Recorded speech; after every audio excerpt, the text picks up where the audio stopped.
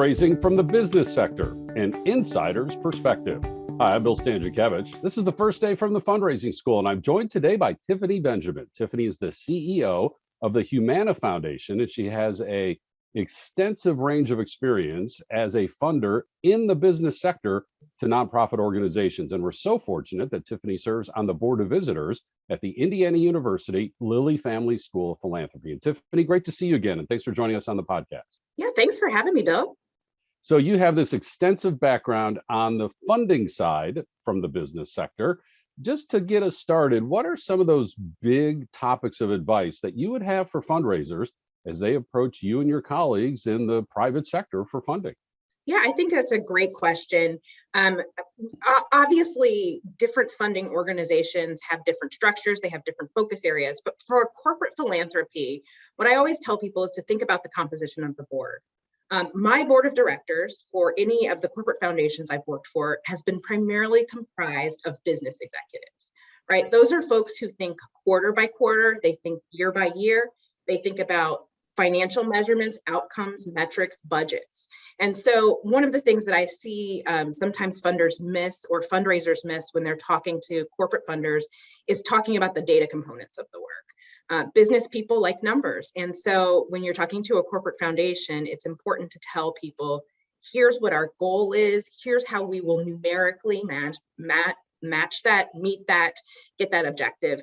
And so that is one of the most important parts. I think the other thing that's important for corporate foundations is, again, you're dealing with a lot of business people on your board. So simplicity is always key. So you have to be able to distill your idea into a concept that is measurable very simply, very quickly, and very efficiently.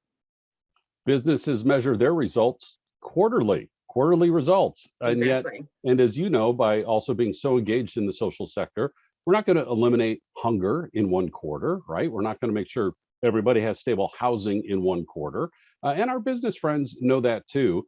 How should nonprofits be talking about their outputs and their outcomes then, both in terms of the programs, but also from their budget standpoint, because business people are business people and they also watch that financial bottom line.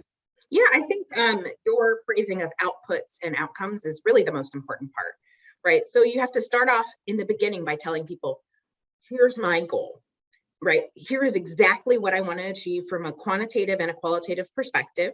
And here's how I plan to get here, so that you are embedding output milestones into the process. And I think it's really important to acknowledge at the front that we're talking about really complicated issues. If you're talking about the unhoused, you're talking about something that didn't happen in an hour, so you're obviously not going to solve it in an hour. So as long as you acknowledge that, but then can identify the key indicators that will tell people we're on the right track or we need to pivot, that's something the business community values.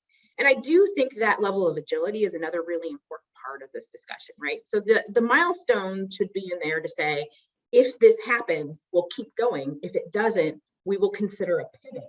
And you need to have ideas about what the pivot can be, as opposed to, if this happens, we will just stop, right? It's important to see that you have a vision that shows agility, shows that you can adapt based on market conditions, based on the needs of the world, based on sort of the ongoing philosophy and academia in your space. So be clear about the description of your program. Be very direct about the data associated with your program, especially the outputs and the outcomes. And keep this very simple, as the business folks are looking at a lot of these proposals while also running their companies and their corporations.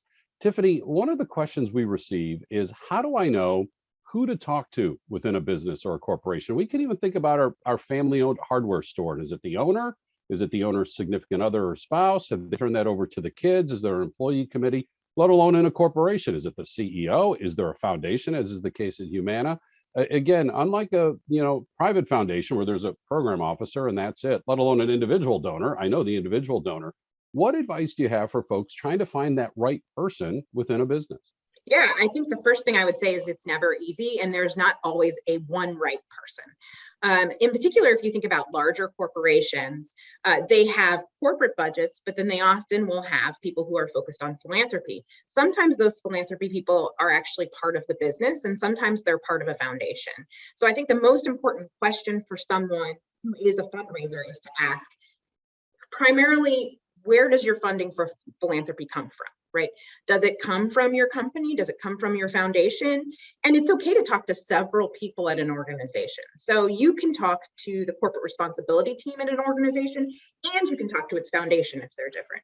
You can talk to an individual business unit about specific things related to their health business, and you can talk to their foundation. And there's nothing wrong with that as long as you're being transparent about the people that you're talking to. So if you talk to me and you talk to Bill, you have to make sure that you've told Bill, you talked to Tiffany, and you have to make sure you've told Tiffany that you talked to Bill. But otherwise, I think the more connections you can make and the more questions you can ask about who's the right person, the better.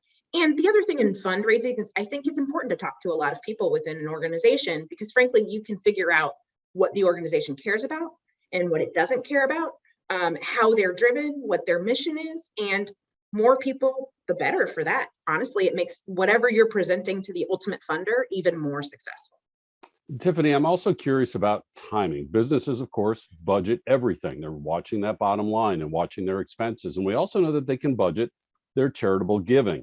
When are these budgets designed from one year to the next? And does that affect the timing that's more ideal for nonprofits to pursue a charitable gift or sponsorship from a corporation? Yeah, so it varies. Some foundations, my current foundation has an endowment, right? And so if the corporate foundation has an endowment, they've got a bucket of money that's sitting there. So the timing of budget approval is infrequent. Some foundations don't. What I would say is you can ask people at a foundation what is their cycle for funding their foundation. They may or may not tell you, but what I would say is in general, corporate foundations operate sort of following the corporate year. And so it's a calendar year primarily. So the budget usually gets approved. I think for funders, the things they care the most about are their board meetings, right? All foundations have board meetings. And so if you are a fundraiser and you're trying to figure out when you can interact with a funder to actually get funds, it's more important to know what their board cycle is versus what their financial funding cycle is. And so I think that's a really important question to ask a funder at a corporation, which is, when does your board meet? How does the board approval process work? And what are the timelines you anticipate I need to meet in order to be considered for a grant? And there just might be an happening, and this has occurred to me in my fundraising career, where the business says, we love your idea, but we've already done our budget for this year, so come back next year, right? Yep. And so that can feel a little bit sad, but at least I know I've started my fundraising for next year because at least I have that initial interest. Exactly. And honestly, I mean, if you're really committed to something, you shouldn't be living year to year anyhow, right?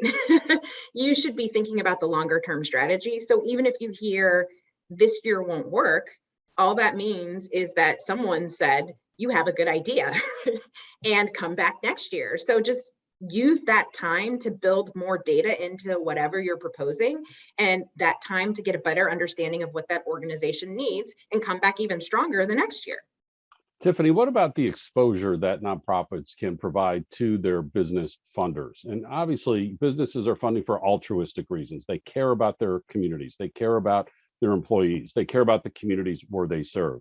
And yet they're also in business to be successful in business, and their philanthropy can help them with that, whether it's with customers, whether it's with exposure to the government, just all sorts of ways that businesses can receive positive exposure through their philanthropy. What advice do you have for fundraisers in that regard in terms of the kind of public relations exposure that they can provide to their business sector funders? Yeah, so first of all, corporations have employees. And so the philanthropy people are often thinking about ways in which they can get their employees engaged in community service, frankly, because it drives value for the company and it promotes team building. It promotes a really positive culture.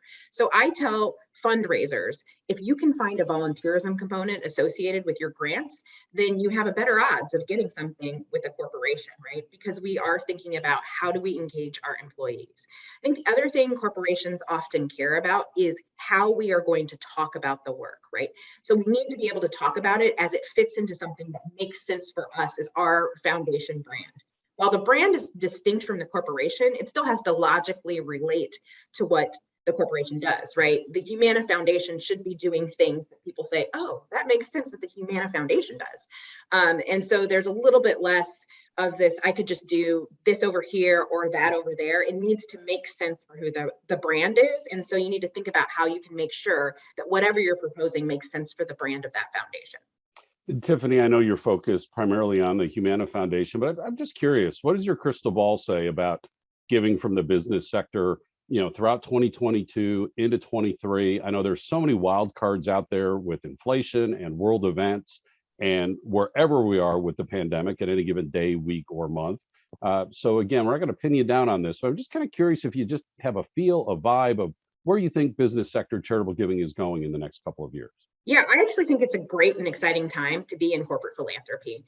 One of the primary reasons is a few years ago, there was an increasing focus on our ESG goals, right? Environmental, social, and governance goals.